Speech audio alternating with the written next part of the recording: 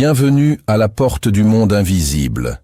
Paix, shalom, hotep, zola et bénédictions ancestrales sur vous, fils et filles du continent, âmes égarées dans le brouhaha du monde moderne. Asseyez-vous, faites le silence, en vous et autour de vous, car l'heure est grave, le soleil s'est couché. Et quand le soleil se couche, les vérités de la nuit se lèvent.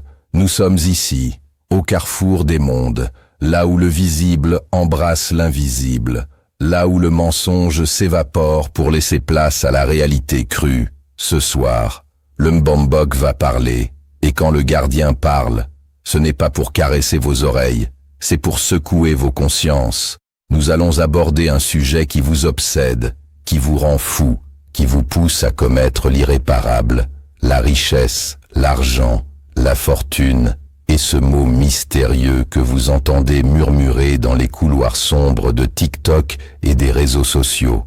Oshulé, écoutez bien, car ce que je vais dire ce soir, aucun livre ne vous l'apprendra, aucun professeur d'université ne vous l'enseignera. C'est la science des profondeurs, c'est la mystique des orishas, c'est la voix des ancêtres qui gronde. Je vois cette jeunesse africaine, vibrante mais désorientée, qui court après le vent. Vous voulez tous être riches, vous voulez tous la gloire, vous voulez tous briller, mais vous ne savez pas ce qu'est la lumière. Vous confondez la lumière du soleil qui donne la vie avec la lumière du feu qui consume. Vous embrassez des choses parce que vous les aimez, par envie, par convoitise, et non parce que vous êtes appelé pour ça. Vous voyez un homme riche et vous dites « Je veux sa vie ». Mais connaissez-vous le prix de sa vie? Connaissez-vous le poids de son silence? La véritable pauvreté, mes enfants, ce n'est pas le manque d'argent. La véritable pauvreté, c'est le refus d'accepter sa propre nature. C'est le refus d'accepter sa propre richesse, car chacun de vous est né avec une richesse. Pour l'un, c'est l'intelligence. Pour l'autre, c'est la santé de fer.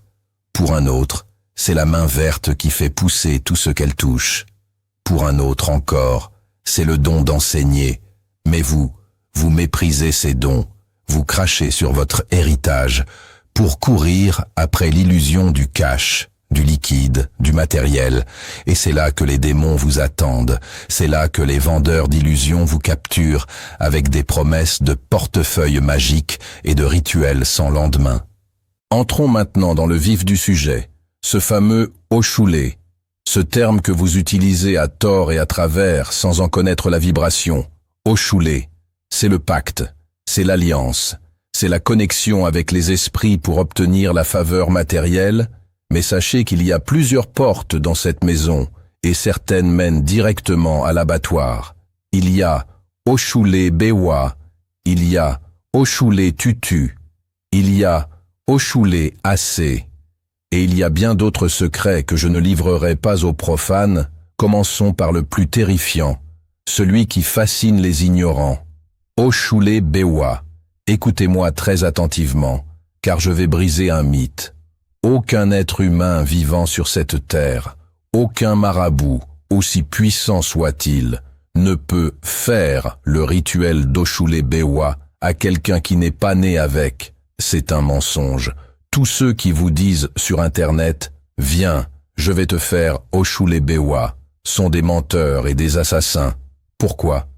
Parce que Oshulé Bewa est une condition de naissance. C'est une signature spirituelle. C'est un pacte scellé avant même votre premier cri.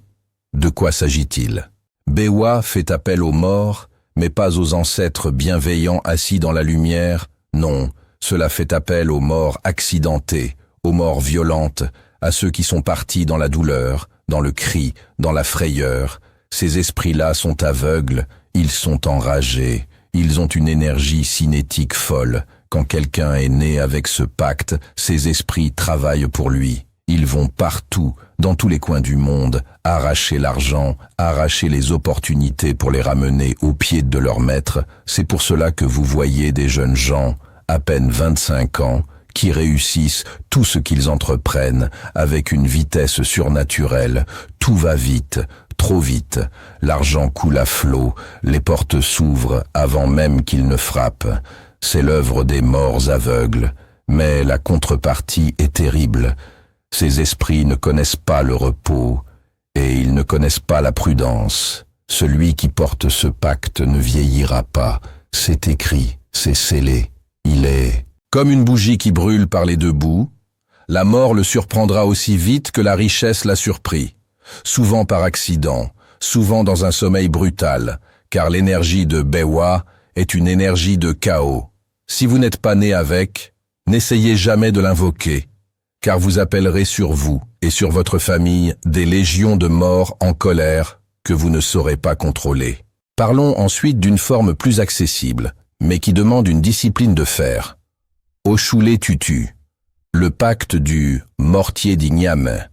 La parole sacrée dit « Mortier où on pile l'igname, tout le monde entend. Fermez les yeux et imaginez le bruit du pilon dans le mortier au village. Toum, toum, toum. Ce bruit traverse les murs, il traverse la forêt. Il appelle, il signale qu'il y a à manger, qu'il y a de l'activité. C'est cela le secret de ce pacte. C'est un rituel pour les commerçants, pour les hommes et les femmes d'affaires, pour ceux qui ont une activité réelle. Quand on fait ce travail sur vous, votre nom circule, votre voix porte, votre produit devient irrésistible. Les clients viennent de partout, attirés comme par un aimant, non pas parce que votre produit est le meilleur, mais parce que spirituellement, vous faites le bruit du mortier qui annonce l'abondance. Mais attention, ce pacte ne se fait pas sur le vide. Si vous n'avez pas de boutique, si vous n'avez pas de marchandises, si vous dormez jusqu'à midi, le mortier sonnera dans le vide et vous deviendrez fou. L'esprit a besoin d'un support pour multiplier. 0 multiplié par 1 milliard reste 0. Et il y a un secret que les grands commerçants ne vous disent pas. Le concept des soldes. Vous voyez ces magasins qui mettent solde ou liquidation. Vous pensez que c'est du marketing? Pour les initiés, c'est un rituel de Saraka. C'est une offrande. Quand le cycle du pacte arrive à sa fin, il faut vider, il faut donner, il faut libérer l'énergie accumulée pour permettre aux mystiques de renouveler l'alliance. Les soldes sont une purification, une manière de dire aux esprits « Je ne garde rien, je fais circuler, remplissez-moi à nouveau ».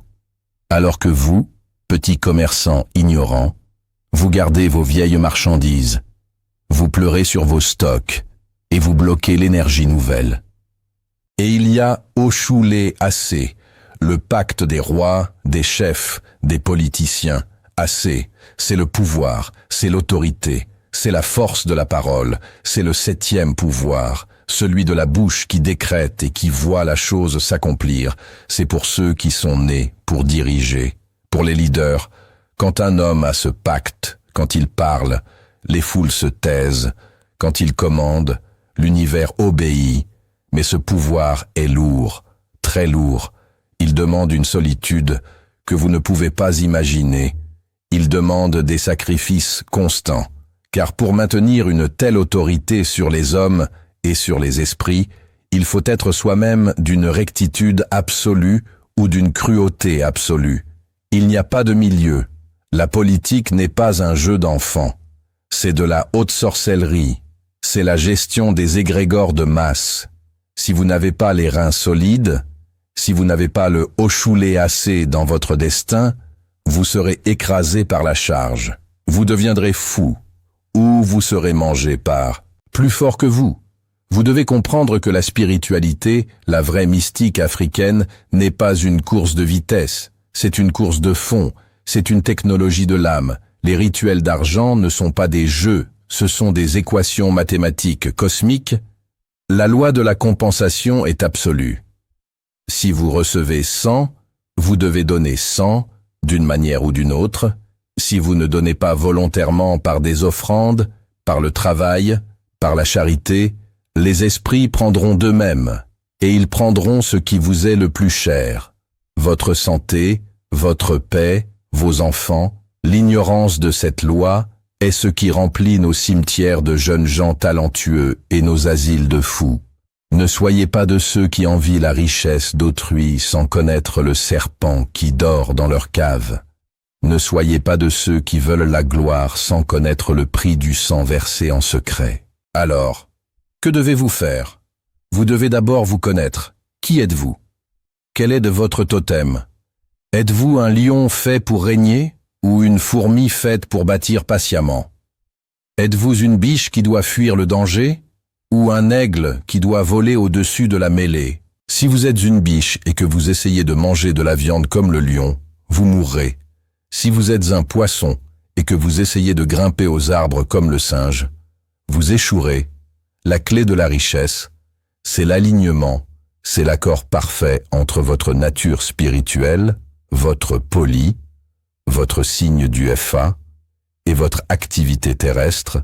Arrêtez de forcer des portes qui ne sont pas les vôtres, arrêtez de copier le voisin, consultez, allez voir un véritable initié, pas un charlatan de TikTok, mais un homme qui a les yeux ouverts, un homme qui peut lire votre contrat d'âme et vous dire « Toi, mon fils, ta richesse est dans la terre, cultive » ou « Toi, ma fille, ta richesse est dans l'eau, fais du commerce de boissons » ou « Toi, tu ne seras jamais riche financièrement, mais tu seras un grand guérisseur et tu ne manqueras jamais de rien. » Accepter sa richesse, c'est cela la vraie puissance. N'oubliez jamais que l'argent est un serviteur, mais un maître cruel. Si vous le cherchez en violant les lois de la maths, en violant les interdits de votre sang, il viendra, oui, il viendra peut-être, mais il viendra comme un cancer, il vous mangera de l'intérieur, il vous isolera, et à la fin, il vous laissera nu devant le tribunal des ancêtres. Soyez sages, soyez patients, soyez propres. La propreté attire les bons esprits, la saleté attire la pauvreté. Lavez vos corps, lavez vos maisons, lavez vos cœurs de la jalousie et de l'envie, car la jalousie est une sorcellerie que vous vous faites à vous-même. Travaillez, car le travail est le seul vase qui peut contenir l'huile de l'onction financière sans se briser. Je suis le gardien, le bon boc.